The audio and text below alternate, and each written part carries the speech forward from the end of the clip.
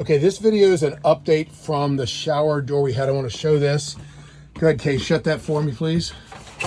So people were asking about this at the rally, and a couple of people installed this backwards. So, Kay, if you can see, here's the screen door. Okay, if you go up a part way, you know the screen is on correctly when the door handle is facing outward. So if the door handle's on the inside, wrong. Door handle faces out is correct. Then also the big issue, go ahead, Kay. Well, that's also, when it's out and it closes, your water is going to wick out down this side. If it's on the other side, it's going to wick up onto this area and then have to flow down in, and that's not necessarily going to work. So point that one more time. So point where see where the door slide is. It's on the inside. The door slide's on the inside. Go ahead and close it. And the reason that's important is because why? The water wicks down on the inside right to the drain. Oh, good point. So the door has to be, the door itself goes towards the shower head of the shower, and that way the drain goes right into the drain. And also the pocket that it rolls into then is in the corner behind this piece of wood. It's back, which gives you more room in the shower. Also, it also places this bar on top of the base. If you put it in backwards, this bar ends up out here. So there's a gap between this and the bar, which gives you the ability of tripping over it. And it also takes it takes off like 2-3 inches of space in the shower, which really isn't a good idea in a shower this small. Very important. Good idea. Yeah.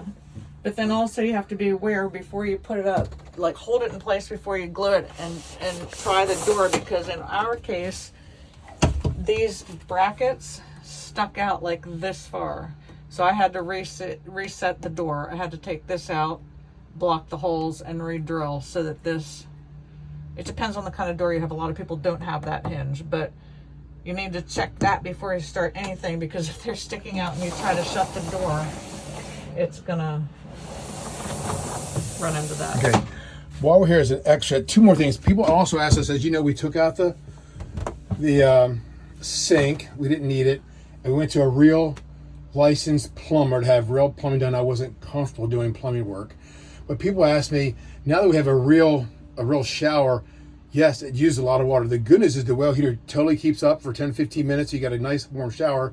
But also, you can also get this handle, and you turn it off here. So when we're boondocking and we want to take a quick shower, of course, we can take we call it a spid shower, and use the hand up here. You can also adjust the pressure and what comes out. Yeah, So here, if you yeah, want less water to come out, you just spin it. spin it, and you can save water if you're not hooked up to water on the outside. Exactly. And then, as the boss, can you show me this toilet seat? Because a lot of people are asking about that toilet seat. So, guys, as you guys know, most times when you are bathing, in the old toilet seat, it would go under the seat and get your... It would go under and get it wet on the top of the seat. And also fill the bowl with some water. Yeah, because this didn't come down over. Right. There was a gap. So this is a $39 seat at Amazon where you can literally, the rim comes down over the seat so that when it's closed and you have your wet bath, this part doesn't end up wet. So you don't have to wipe it off here and mess around with it. And we also uncovered, I thought that as water gets on there before, it would fill the bowl. And of course, our black water tank has the least volume, so we want to keep that. Yeah, so this keeps it completely...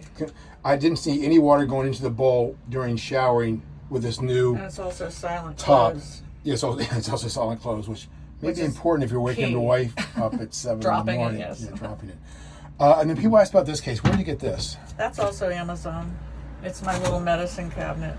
Okay. The way it comes, it's easy to install. It's no big deal. I just went ahead and put Velcro here and here because it would flap open while you're driving.